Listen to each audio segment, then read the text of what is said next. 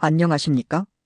오늘 저는 여러분께 매우 흥미로운 이야기를 전해드리려고 합니다. 바로 폴란드가 왜 미국도 독일도 아닌 한국의 K2 전차에 8조 8천억 원이라는 천문학적 금액을 투자하게 되었는지에 대한 이야기입니다. 우선 폴란드가 처한 절박한 상황부터 말씀드리겠습니다. 2024년 7월 2일 폴란드 국방부와 현대로템 간의 K2 전차 2차 수출 계약이 체결되었습니다. 규모는 무려 65억에서 67억 달러, 우리 돈으로 약 8조 8천억 원에 달합니다. 이는 개별 방산 수출 계약으로는 사상 최대 규모입니다. 하지만 이 천문학적 숫자 뒤에는 폴란드의 절망적인 안보 현실이 숨어 있었습니다. 러시아의 우크라이나 침공이 시작된 2022년 2월 24일 이후 폴란드는 우크라이나를 지원하기 위해 자국의 T-72계열 전차들을 대량으로 보내버렸습니다. 그 결과 폴란드 육군은 심각한 전차 공백 상태에 빠지게 되었습니다. 제20 기계여단과 제16 기계사단 등 주력 부대들이 전차 없는 기계화부대라는 모순적인 상황에 처하게 된 것입니다. 폴란드군은 원래 T-72M1과 PT-91 등 약 500여 대의 전차를 보유하고 있었습니다. 하지만 우크라이나에 대량 지원하면서 전력 공백이 발생했고 이를 긴급히 메워야 하는 상황이 되었습니다. 특히 러시아와 직접 국경을 맞대고 있는 폴란드 북부 지역의 방어력이 심각하게 약화된 상태였습니다. 더욱 심각한 문제는 미국에 대한 신뢰 저하였습니다. 트럼프 정부가 재등장하면서 폴란드는 미국의 안보 개입이 불확실해질 수 있다는 우려를 갖기 시작했습니다. 특히 수바우키 회랑이라는 전략적 요충지가 폴란드의 고민을 더욱 깊게 만들었습니다. 수바우키 회랑은 러시아의 월경지인 칼리닝그라드와 벨라루스를 잇는 폴란드와 리투아니아 사이의 좁은 지역입니다. 이곳의 폭은 불과 100km에 불과합니다. 만약 이곳이 러시아에 의해 점령당하면 발트 3국인 에스토니아, 라트비아, 리투아니아가 완전히 고립되게 됩니다. 이는 곧 나토의 동쪽 방어선이 무너진다는 의미이기도 합니다. 리투아니아는 우크라이나 전쟁 발발 직후 칼리닝그라드로 향하는 러시아 화물열차를 봉쇄하며 강경한 입장을 보였습니다. 러시아는 이에 강력히 반발했고 양국 간 긴장이 극도로 고조되었습니다. 폴란드는 이런 상황에서 만약 미국이 개입하지 않는다면 혼자서 러시아와 맞서야 할 수도 있다는 최악의 시나리오를 고려해야 했습니다. 발트 3국 모두 과거 소련의 지배를 받았던 역사가 있어 러시아에 대한 경계심이 매우 큽니다. 에스토니아, 라트비아, 리투아니아는 모두 2004년 나토와 유럽연합에 가입했지만 여전히 러시아의 위협을 직접적으로 느끼고 있습니다. 특히 에스토니아 동부 나르바 지역은 인구의 87%가 러시아계로 구성되어 있어 잠재적 불안 요소가 되고 있습니다. 폴란드는 처음에는 자국 방산 업체인 PGG를 통한 현지 생산을 추진했습니다. K2PL이라는 폴란드 전용형 전차를 PGG가 생산하는 계획이었습니다. 하지만 현실은 냉혹했습니다. PGG의 실제 생산 능력을 살펴본 결과 공장 수준이 철공소 수준에 불과하다는 평가가 나왔습니다. 2026년 생산 시작은 비현실적이라는 판단이 내려졌고 폴란드 정부도 결국 이를 인정할 수밖에 없었습니다. PGG는 2013년에 설립된 폴란드 국영방산그룹으로 국방부와 관련 부처, 산하 30개 공기업으로 구성되어 있습니다. 하지만 실제 전차 생산 경험은 매우 제한적이었습니다. 과거 독일과 함께 레오파르트 2A사를 현대화하는 레오파르트 EPL 프로그램을 진행한 적은 있지만 완전히 새로운 전차를 생산하는 것은 전혀 다른 차원의 문제였습니다. 설상가상으로 PGG는 K2PL의 생산 단가를 한국에서 직접 도입하는 가격의 2배가 넘는 수준으로 책정했습니다. 공장 신설, 생산 라인 구축, 기술자, 교육 등의 비용이 포함되었다고는 하지만 폴란드 정부 입장에서는 부담스러운 수준이었습니다. 게다가 2025년 초반 시점에서도 여전히 가격 협상이 난항을 겪고 있어 계약 체결이 지연되는 상황이 발생했습니다. 이런 상황에서 폴란드는 현실적인 해결책을 찾아야 했습니다. 그 결과 2차 계약에서는 두 가지 버전의 전차를 도입하기로 결정했습니다. 이는 매우 현실적이고 실용적인 접근이었습니다. 먼저 K2GF는 개필러, 즉 전력 공백을 메우는 용도입니다. 117대가 계약되었고 이는 한국 육군이 사용하는 K2 흑표 3차 양산형과 거의 동일한 사양입니다. 무전기만 폴란드 사양으로 교체되었을 뿐입니다. 전투 중량은 약 55톤이고 가격은 지원 장비 포함해서 대당 약 200억 원입니다. 가장 큰 장점은 빠른 납품이 가능하다는 점입니다. 2027년까지 한국에서 생산해서 바로 납품받을 수 있습니다. 반면 K2PL은 폴란드가 원하는 모든 요구사항을 반영한 고사양 버전입니다. 64대가 계약되었고 K2EX를 기반으로 한 신형입니다. 전투 중량이 약 60톤으로 늘어났습니다. 기존 K2의 6륜 구조에서 7륜 구조로 변경되어 무게 증가에 대응했습니다. 신형 포탑과 강화 장갑, 능동 방어 체계, 원격 사격 장비 등이 탑재됩니다. K2PL의 대당 가격은 267억 원에서 298억 원으로 K2GF의 1.5배 수준입니다. 하지만 2028년부터 2031년까지 폴란드 현지에서 생산되기 때문에 기술 이전 효과도 기대할 수 있습니다. 폴란드 입장에서는 단순히 완성품을 수입하는 것이 아니라 자국의 방산 기술 역량을 키울 수 있는 기회이기도 했습니다. 폴란드가 K2PL에 요구한 사양들을 보면 우크라이나 전쟁의 교훈이 고스란히 반영되어 있습니다. 이는 단순한 이론이 아닌 실전에서 검증된 경험을 바탕으로 한 것이었습니다. 러시아의 주력 대전차 미사일에 대한 방어력은 기본이고 측면 공격에 대비한 하드킬 능동 방어 시스템이 장착되었습니다. 이 시스템은 날아오는 대전차 미사일을 감지해서 요격탄을 발사하여 무력화시키는 첨단 기술입니다. 포탑의 사면 모서리에는 각각 팔각형 모양의 능동 방어 시스템, 레이더가 탑재되어 360도 전방위 방어가 가능합니다. 최근 전장에서 큰 위협이 되고 있는 자폭 드론에 대응하기 위해 전자 재밍 장비도 탑재되었습니다. 특히 이 재밍 장비는 체코산을 채택했는데 실전에서 검증된 성능 때문이었습니다. 상업용 드론을 방해할 수 있는 레고블록 형태의 전자전 재밍 장치가 전차 상부에 장착되어 있습니다. 지뢰 방어력도 대폭 강화되었습니다. 우크라이나 전장에서 지뢰는 전차의 가장 큰 적 중 하나로 입증되었습니다. K2PL은 지뢰 방어 키트를 장착하여 하부 방어력을 크게 향상시켰습니다. 또한 원격 사격 통제 체계와 보조 발전기도 탑재되었습니다. 원격 사격 통제 체계를 통해 포탑 위에 병사가 탑승하지 않고도 원격으로 드론과 같은 소형 표적을 공격할 수 있게 되었습니다. 또한 유럽인의 체형에 맞게 탑승 공간을 확대하기 위해 차체를 20cm 높이는 등 세심한 배려까지 이루어졌습니다. 열화상 및 증강현실 카메라를 통해 내부 승무원이 360도 파노라마 뷰를 볼 수 있어 적의 대전차 미사일 등 요격이 가능합니다. 물론 예산 문제도 있었습니다. 폴란드는 GDP 대비 국방비를 2.39%에서 5%에서 6%까지 대폭 늘리기로 했습니다. 이는 나토 회원국 중 가장 높은 수준의 국방비 지출입니다. 하지만 그래도 K2PL의 단가는 부담스러웠습니다. 피지지는 계속해서 예산 증액을 요구했고 정부와의 협상이 계속 조정되어야 했습니다. 협상 과정에서 흥미로운 일이 일어났습니다. 초기 협상에서 60억 달러까지 낮아졌던 계약 금액이 현대로템이 폴란드가 원하는 수준의 기술 이전을 맞춰주면서 67억 달러로 다시 상향되었습니다. 이는 7억 달러의 상승을 의미했습니다.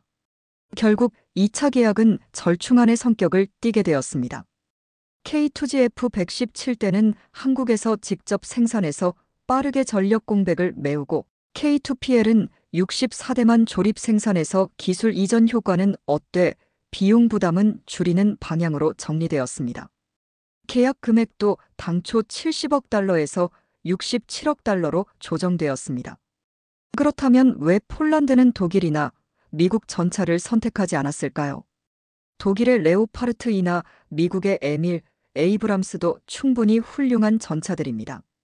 하지만 현실적인 문제들이 있었습니다. 독일은 수십 년간의 군축으로 방산 생산 능력이 크게 저하된 상태였습니다.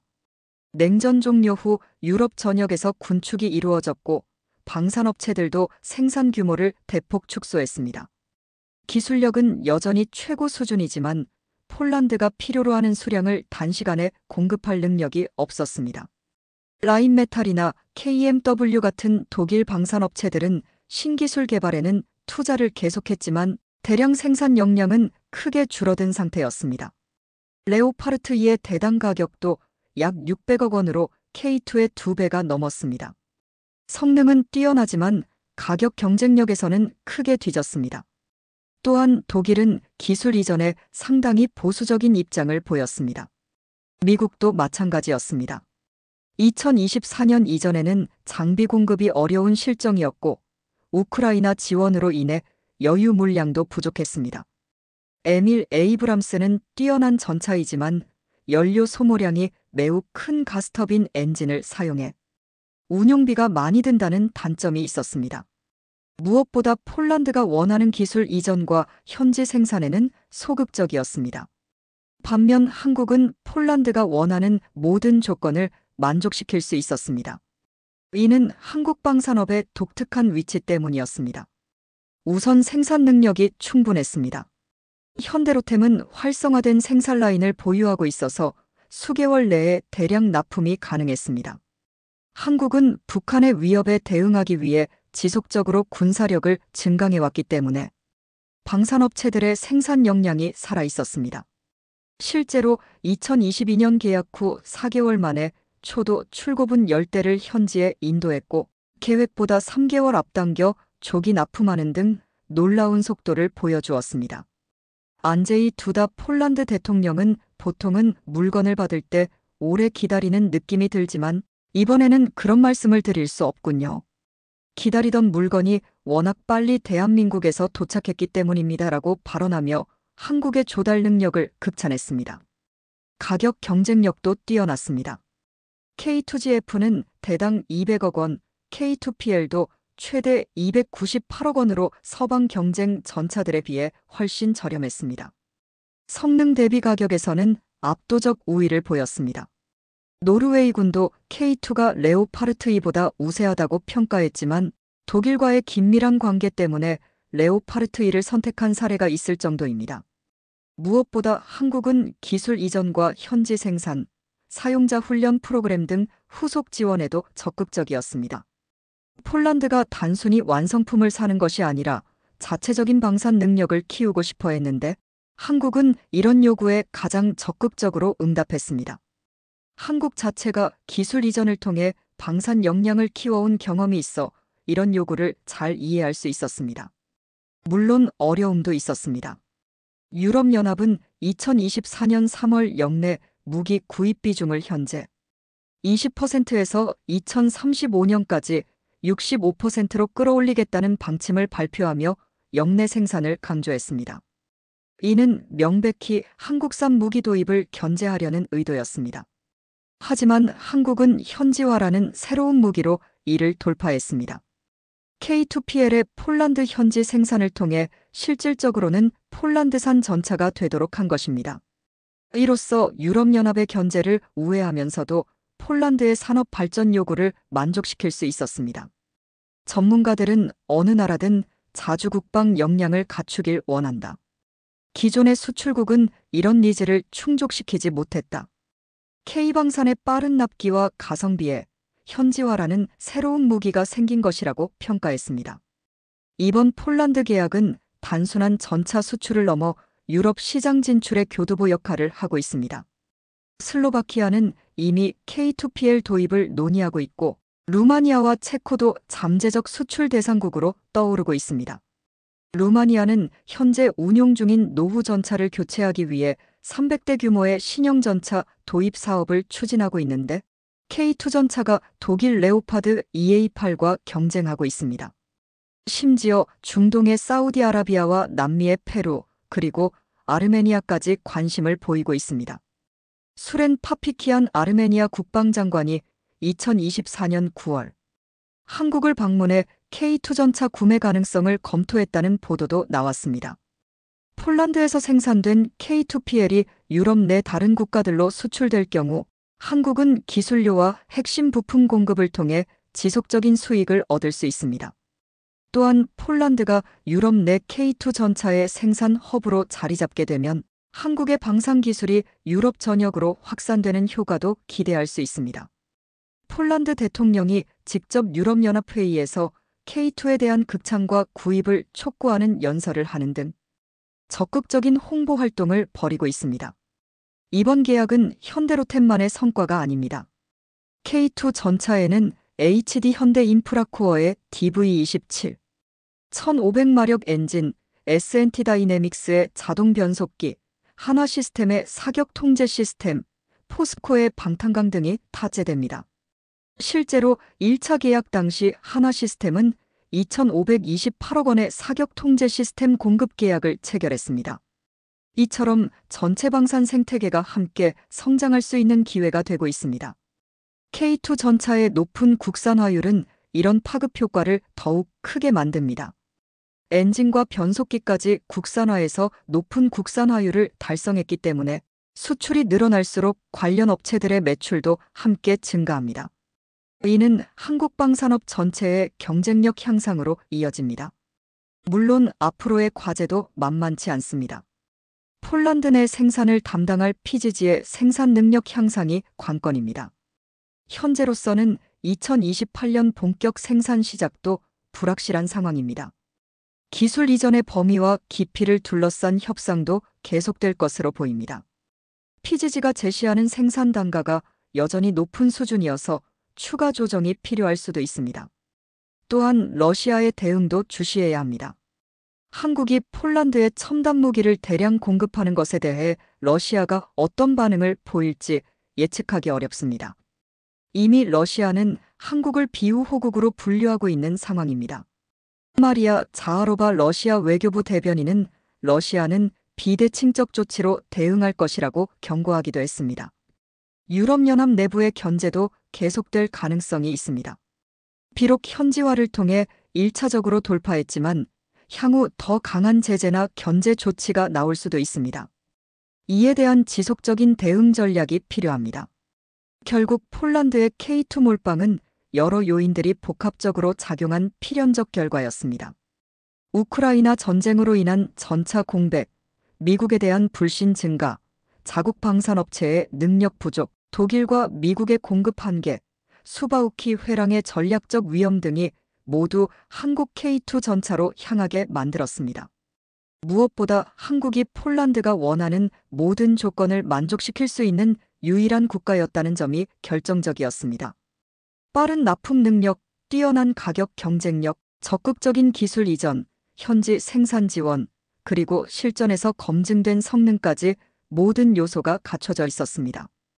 안보 불안과 미국 불신, 우크라이나 전쟁으로 인한 전차 공백, 자국 생산 역량 부족, 그리고 비용 대비 성능 우위의 K2 전차라는 모든 조건이 맞아떨어진 상황에서 폴란드에게는 한국산 K2 전차가 유일한 선택지였던 것입니다.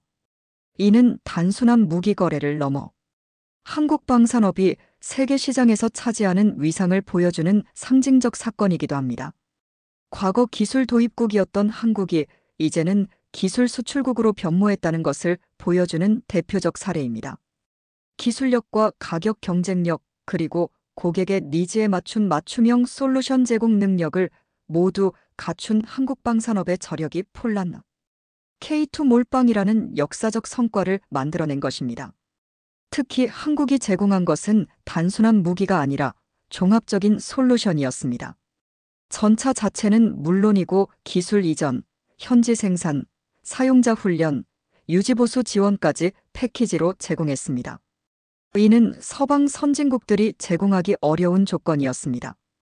미국이나 독일은 기술 유출을 우려해 핵심 기술 이전에 소극적이었지만 한국은 상호 이익이 되는 방향으로 적극적으로 협력했습니다.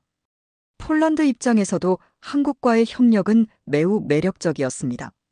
단순히 완성품을 수입하는 것이 아니라 자국의 방산 기술 역량을 키울 수 있는 기회였기 때문입니다. 폴란드는 이번 계약을 통해 동유럽 지역의 방산 허브로 성장할 수 있는 발판을 마련했습니다. 또한 한국의 대응 속도도 인상적이었습니다. 폴란드가 긴급히 전차가 필요하다고 했을 때 한국은 즉시 대응할 수 있었습니다. 이는 한국이 지속적으로 군사적 긴장 상태에 있으면서 방산업체들의 생산 역량이 살아있었기 때문에 가능한 일이었습니다. 앞으로 이 성공 사례가 다른 국가들로도 확산되어 한국이 명실상부한 방산 강국으로 자리매김하는 계기가 되기를 기대해 봅니다. 폴란드에서 시작된 K2 전차의 유럽 진출이 독일, 프랑스 등 전통적인 방산 강국들과 어깨를 나란히 하는 수준까지 발전할 수 있을 것으로 보입니다. 마지막으로 이번 폴란드 K2 계약이 주는 교훈은 명확합니다. 고객이 진정으로 원하는 것이 무엇인지 파악하고 그것을 제공할 수 있는 능력을 갖춘다면 시장에서 성공할 수 있다는 것입니다. 폴란드는 단순히 좋은 전차가 아니라 빠른 공급, 합리적 가격, 기술 이전, 현지 생산이 모두 가능한 파트너를 원했고 한국이 바로 그런 파트너였습니다. 이것이 바로 폴란드가 한국산 K2 전차에 몰빵할 수밖에 없었던 진정한 이유입니다. 오늘은 이상입니다. 구독, 좋아요, 알림 설정해 주시면 큰 힘이 됩니다. 시청해 주셔서 감사합니다.